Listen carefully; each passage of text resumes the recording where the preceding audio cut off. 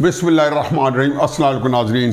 कुछ ज़्यादा कुछ कहने को तो नहीं है, लेकिन बड़ी एक इम्पॉर्टेंट बात है, वो ये है कि नवाज शरीफ साहब ने आज फिर उन लोगों को ललकारा है कि जिन्होंने नवाज शरीफ साहब के ख़िलाफ़ 2017 में साजिश की। एक मुंतखब वज़ीर आज़म को, एक 20-22 करोड़ लोगों के नुमाइंदा वज़ीर आज़म को 5 जजेस ने मिल के और इक़्तिदार से बाहर कर दिया।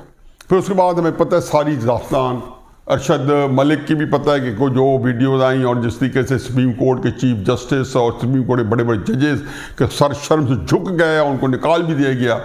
उन्होंने बताया कि किस तरीके से नवाज शरीफ साहब के खिलाफ कार्रवाई हुई।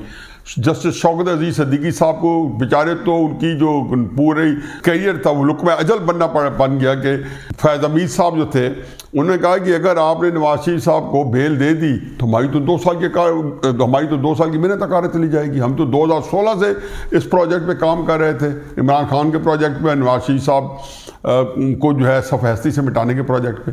ये सारे करेक्टर यहाँ हो गए। खादम हुसैन रिजवी साहब का धरना भी हमारे सामने है। किस तरीके से लोगों ने घनावने गंदे खेल खेले, मुल्क के अंदर फ़िरका वारियत फैलाई, उनसे इलेक्शन लड़वाया गया। कुलसूम नवाज साहबा को जब नवाज शरीफ नायल हुए और वो ज़मीनी इलेक्शन लड़ रही थी तो किस तरीके से लब्बैक या रसूलुल्लाह के बंदों को खड़ा किया गया, किस तरीके से जमात दावा के बंदों को खड़ा किया गया।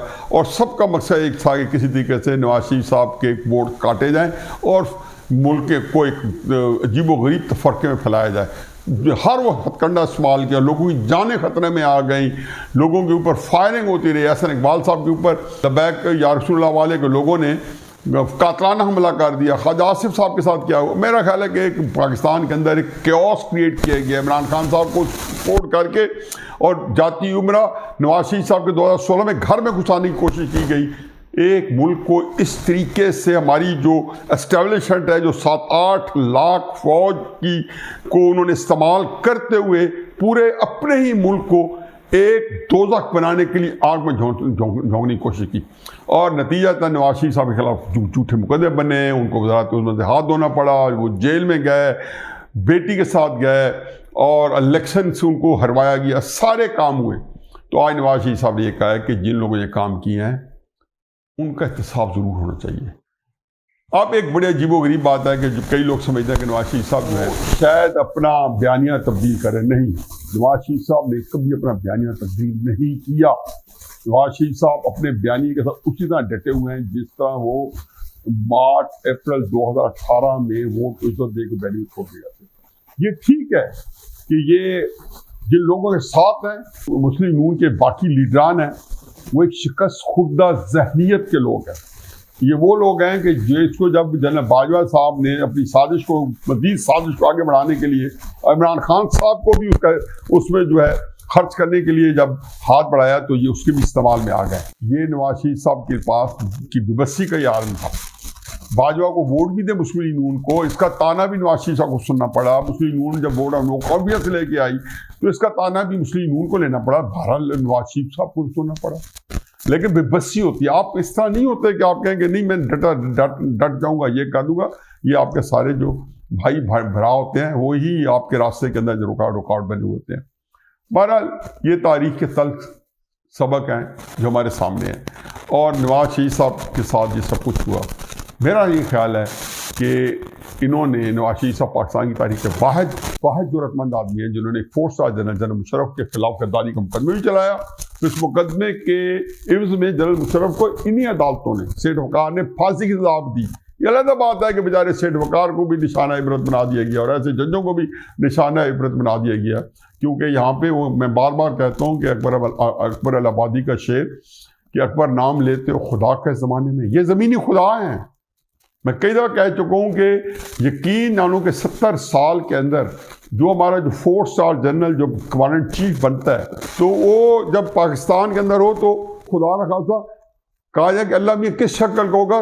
तो मैं अक्सर कहता हूँ ऑन ए लाइटर नोट और बहुत ज़्यादा कोई गुनाह ना करते हुए कि हमारे आर्मी चीफ की शक्ल का होगा। ये क्योंकि 70 साल के अंदर मैंने देखा है कि ये पाकिस्तान के अंदर जो कुछ मामलात जिस तरीके से निपटाते रहे और चलाते रहे। इन हालात में अगर नवाज शरीफ साहब जो हैं उन्होंने फिर आज उस बयानिए को अगर दोबारा दोहराया है, जो कि चंद हफ्ते पहले मरी में से उन्होंने दोहराया था कि 5 बंदों का एहतसाब होना चाहिए, آج پھر انہوں نے دہرایا جس کے میں نام نہیں لیا، لیکن اس میں جنرل فیض امین اور جنرل باجوہ تھے، ان کی طرف اشارہ تھا۔ میرا خیال ہے کہ نواز شریف میں وہ اقتدار سے زیادہ اس بات میں انٹرسٹڈ ہے کہ جو آج تک غلط ہوا ہے اس کو ایک دفعہ اس کی گرفت کرنی ہوگی، اس کے بغیر چلا نہیں جائے گا۔ لیکن بدقسمتی یہ ہے کہ آج کی تاریخ میں کہہ چکا ہے، آج بھی کہتا ہوں کہ یہ عجیب بات نہیں ہے کہ پاکستان کی ساری سیاسی جماعتیں بشمول تحریک انصاف آج پھر اسٹیبلشمنٹ کے سامنے دو زانو ہیں اور وہ سر جھکا چکے ہیں اس کے سامنے۔ تیری سرکار میں پہنچے تو سبھی ایک ہوئے۔ بہرحال یہ ہمارے لیڈروں کو اس کے درمیان میں کہتے ہیں سنوبر باغ میں آزاد بھی ہے پابا گل بھی، انہی پابندیوں میں حاصل آزادی کو تو کر لے۔ تو میاں صاحب انہی لوگوں کے درمیان میں آپ نے کوئی نہ کوئی اپنی فہم افراد سے راستہ نکالنا ہے، لیکن اس بات میں حقیقت یہ ہے کہ آپ کا جو سٹینڈ ہے وہ اسی طریقے سے ہونا چاہیے، اور بڑا راسک سٹینڈ ہے، بڑا اپ سٹینڈ ہے۔ اور لگتا ہی ہے کہ الیکشن میں جو قریب آ رہے ہیں نواز شریف صاحب کے بیانیے میں یہ سختی آتی جائے گی، اور الیکشن سے پہلے اس کو پھر حصہ بنے گا۔ مجھے حقیقت ہے کہ جنرل عاصم منیر صاحب، جن کو میں سمجھتا ہوں کہ مجھے دل کرتا ہے کہ یہ فرق جرنیل ہے، میرا دل کرتا ہے کہ وہ اس قبیل کا جرنیل نہیں ہے جو 7 جنوری 1951 سے بننے شروع ہوئے تھے، اور امریکہ کی بھی خوشنودی چاہیے ہوتی تو اس کو جرنیل بنانے میں، اور یہاں کے معاملات میں بھی جب ملک کی کو تباہ برباد کرنا چاہتے تھے تو امریکہ حل شریف دیتا تھا کہ پاکستان کی سیاست کو آڑے ہاتھوں لو، خواجہ ناظم الدین کو ہٹا دو، محمد علی بوگرو کو لے آؤ، سیٹوں سے تو سائن کر دو، آپ ان کو سیاسی حکومت ختم کر لو 1958 میں، ماسٹران لگا دو، اور بڑبیر پشاور میں امریکیوں کو اڈا دے دو۔ تو یہ وہ اس طرح کا نظام جو ہے وہ چلاتے رہے جرنیلوں کے ذریعے۔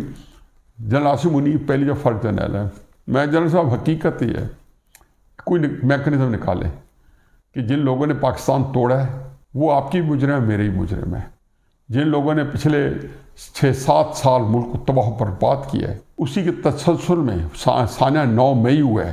عمران خان صاحب تو ان کا ایک پارٹنر تھا، اصل تو ڈیزائن جرائم انہی کے تھے۔